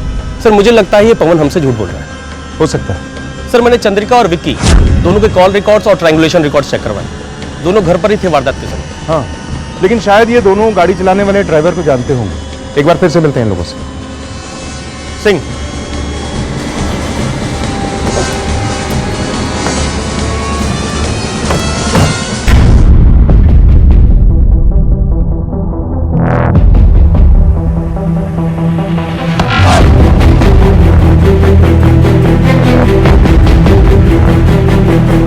ये क्या चल रहा है? अभी तक तुमने अपने मैं आदि का अंतिम संस्कार तब तक नहीं करूंगी जब तक आप लोग उस डॉक्टर पूनम को पकड़ेंगे नहीं, जेल के अंदर नहीं डालेंगे, सजा नहीं देंगे।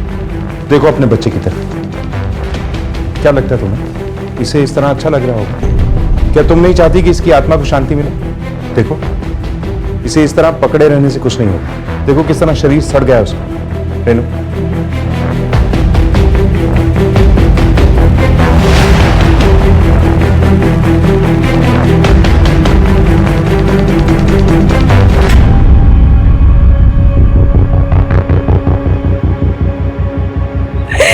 मेरी ही गलती।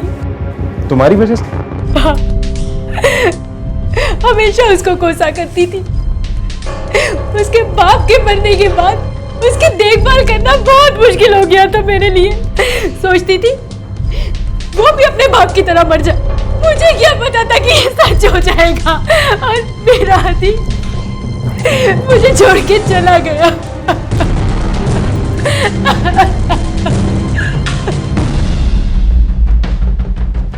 सानी इस बच्चे का अंतिम संस्कार वगैरह जो भी है बहुत अच्छे से होना चाहिए। Yes sir. और हाँ विकी को उठाओ, उसे इंटेरोगेट करो। देखोगे जो ड्राइवर दृष्टि की गाड़ी चला रहा था उससे कोई कनेक्शन निकलता है क्या? सर, वाईएस हॉस्पिटल की हिस्ट्री चेक की, ये मालूम पड़ा।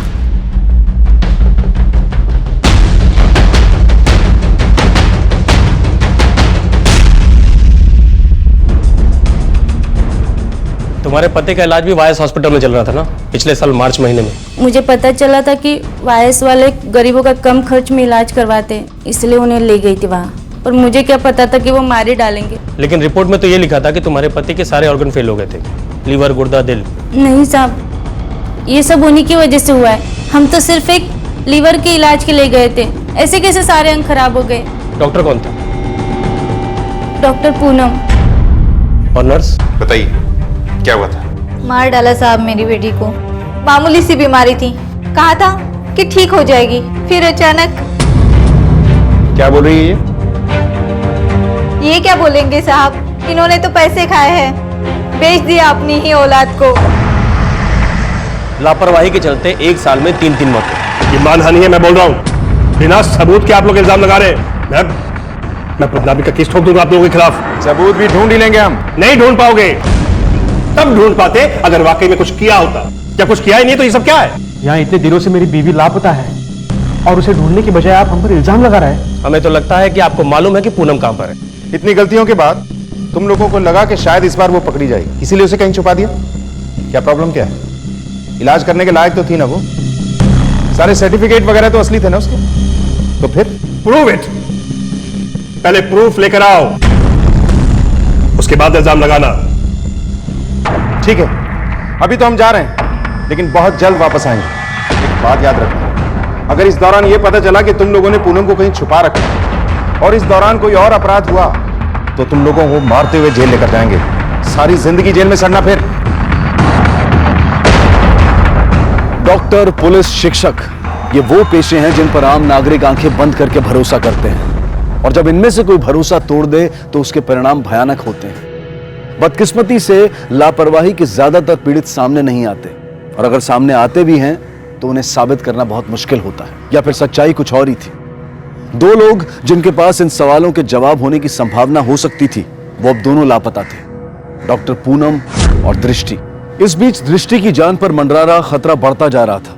क्या पुलिस समय रहते उस तक पहुंच पाएगी?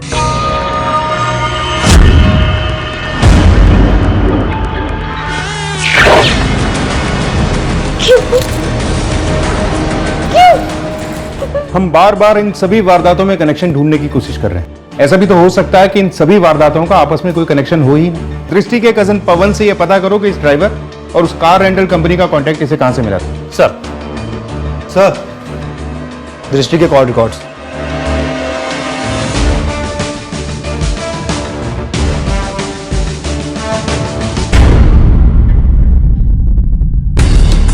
हमें कानून सिखाने की कोशिश मत करो, ये कानून हम रोज ही लागू करते हैं। जितना पूछ रहा हूं उसका जवाब दो।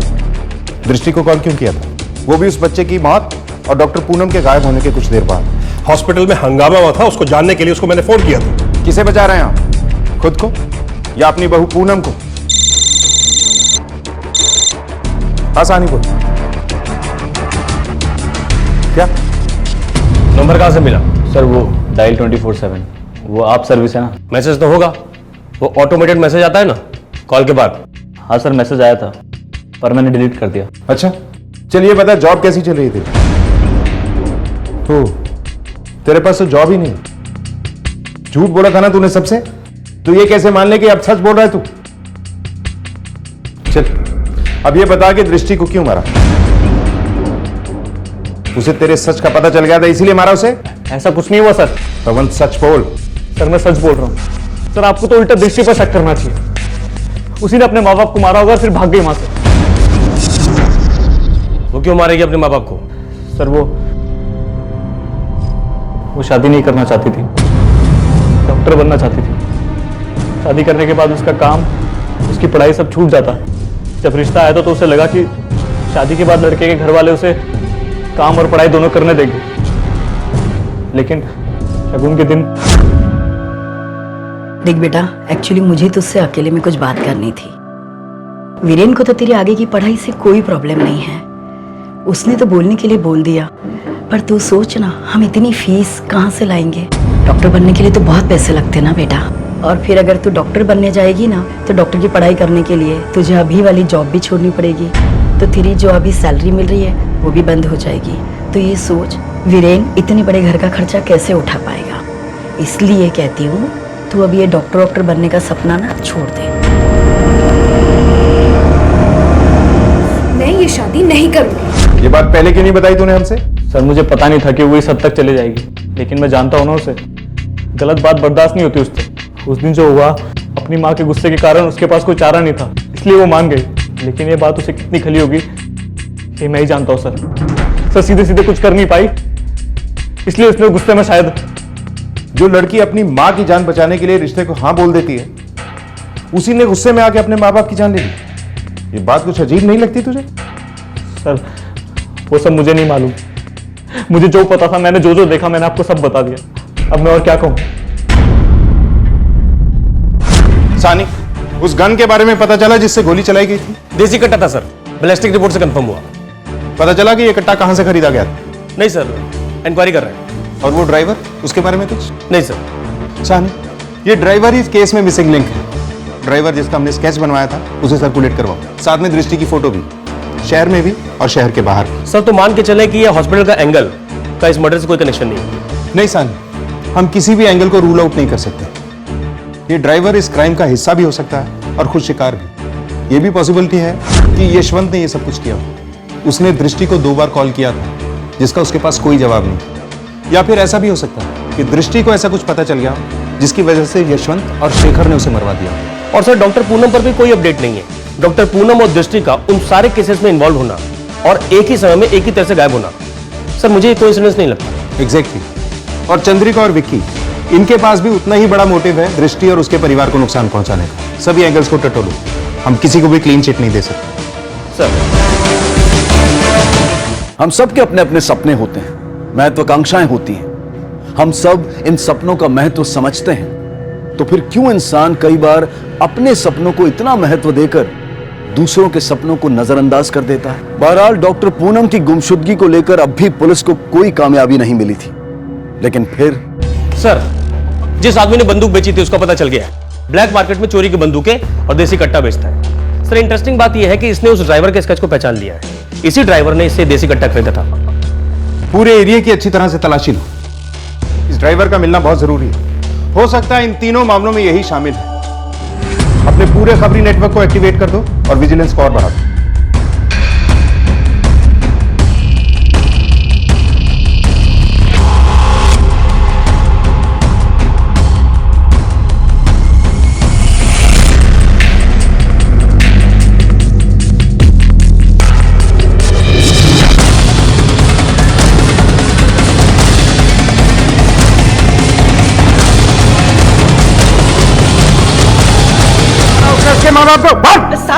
सर कौन दृष्टि? हम जानते हैं कि तेरा पहले भी क्रिमिनल रिकॉर्ड रहा है। पिछली बार तो जल्दी छूट गया था, इस बार अंदर गया तो लंबा हो जाएगा, समझा?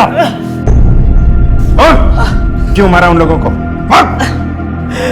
हाँ साहब, मैंने ही मारा उनको, लेकिन ये मैंने अकेले ने नहीं किया, ये सब मुझसे किसी और ने करवाया साहब। सच कहता। ये बात हम भी जानते हैं, लेकिन ये जानना चाहते हैं कि वो कौन है।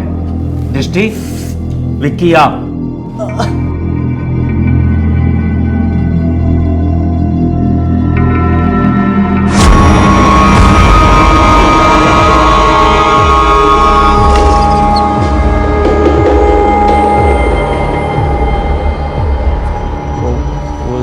मेरा प्लान नहीं था सर, वो सब दृष्टि का प्लान था।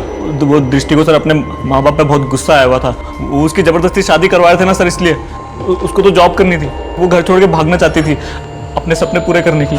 आई नो कि ये गलत है, पर इसके अलावा कोई और ऑप्शन नहीं है पवन।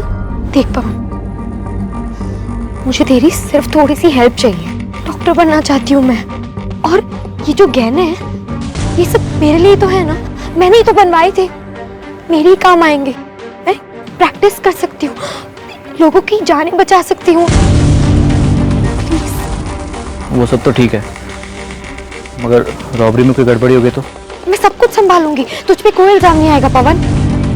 पवन देख, वो गहने बेचने से जो भी पैसे आएंगे ना, थोड़े बहुत पैसे मैं तुझे भी दे दूंगी, तू अपना छोटा मोटा बिजनेस स्टार्ट कर लेना, मेरा ड्रीम पूरा हो जाएगा पवन, मैं डॉक्टर बन जाऊंगी।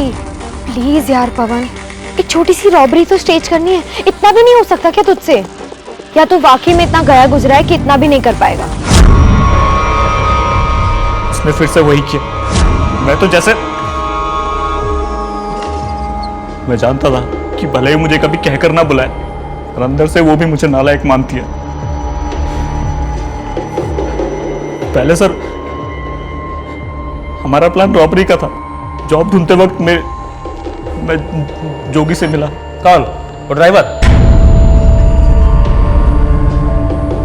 वो और मैं साथ में ही जॉब ढूंढते थे। उसका छोटा मोटा क्रिमिनल रिकॉर्ड था, तो मुझे लगा ये सही आदमी है, तो मैंने उसे कांटेक्ट किया और हमने रॉबरी प्लान किया।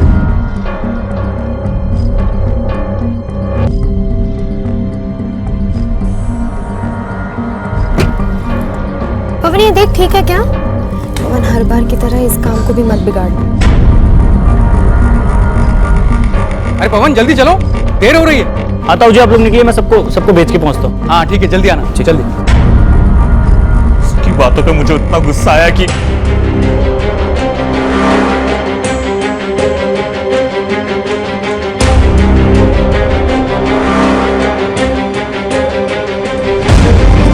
भाई ये गाड़ी कहाँ ले जा रहे हो?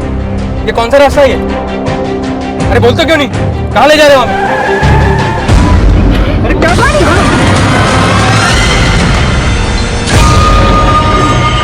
कुछ जब जोगी, अब इसके साथ क्या करने का इरादा? इसे भी पहुंचाऊंगा इसके माँ बाप के पास, और पहले तड़पा अनुजी भर के। बचपन से इसके चलते जो ताने जो गालियां पड़ी हैं, सबका बदला लेना। मैं तो मानो घर में पड़ा हुआ कचरा था। मेरी अपनी माँ उससे ज्यादा उससे प्यार करती थी। मैं जो भी करता, जितनी भी कोशिश करता, मेरी माँ के लिए हमेशा कम था। जीती जी तो सब पर दृष्टि का जादू सवार था, लेकिन मरने के बाद दृष्टि कहाँ है?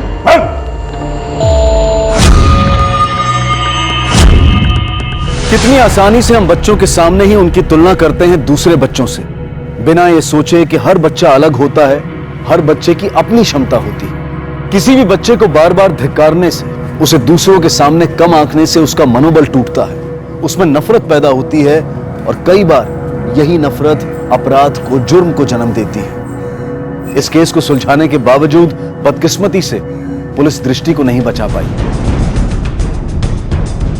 हमेशा इंसाफ के लिए आवाज उठाने वाली और सही रास्ते पर चलने वाली दृष्टि ने जिस दिन मुश्किलों और अपने साथ हो रहे अन्याय से भागने की कोशिश की, वही दिन उसका आखिरी दिन साबित हुआ। अब पुलिस ने अपना ध्यान मोड़ा गुमशुदा डॉक्टर पूनम की तलाश करने में।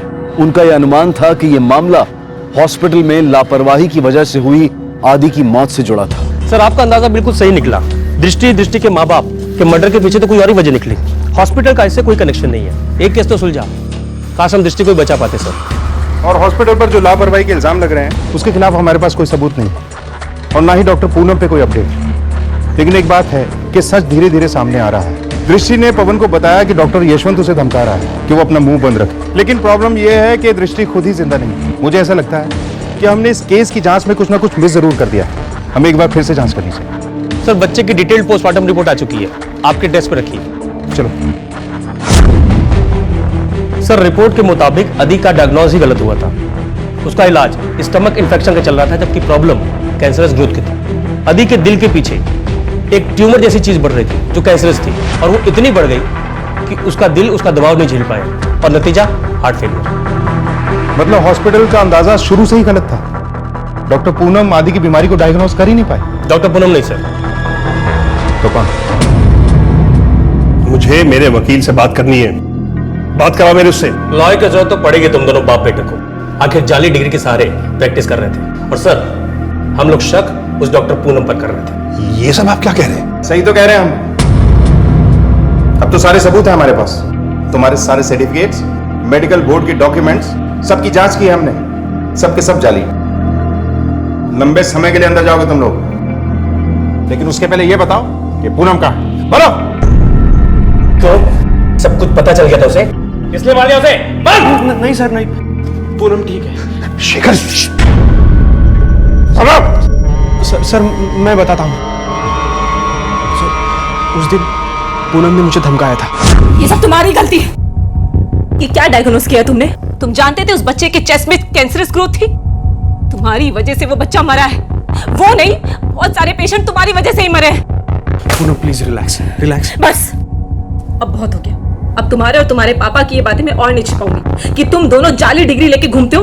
तुम्हारी वजह से एक नहीं, बहुत सारी जाने गई हैं इस हॉस्पिटल में। मैं एक डॉक्टर हूँ, मैंने एक पेशेंट की जान बचाने की कसम खाई है। तुम्हारे लिए हिपोक्रेटिक ओथ कोई मायने नहीं रखता, लेकिन मेरे लिए रखता है। और ये बात मैं और नहीं छिपाऊंगी। पुलिस को जाके पूनम मेरी बात सुनो। तुम घर जाओ प्लीज, जस्ट गो होम। देखो हम आज नहीं कल बात करेंगे, ठीक है? और अगर तुम चाहती हो तो मैं और मेरे पापा कल से प्रैक्टिस बंद कर देंगे। फाइन। उसके बाद मैं पैनिक हो गया और पापा को कॉल किया और सब बता दिया पापा को। उन्होंने कहा कि वो सब संभाल लेंगे। बेटा, तुम ठीक तो हो ना? तुम सही हो। मुझे शेखर ने सब कुछ बता दिया है। ऐसी गलती बार बार होनी नहीं चाहिए। मैं और शेखर हम दोनों अपनी प्रैक्टिस बंद कर देंगे। I know this is not the right time, लेकिन बेटा एक हाउस कॉल आया है, पुराना पेशेंट है और मैं चाहता हूं कि तुम मेरे साथ चलो। मैं और कोई रिस्क लेना नहीं चाहता। प्लीज। ओके पापा। Okay, let's go.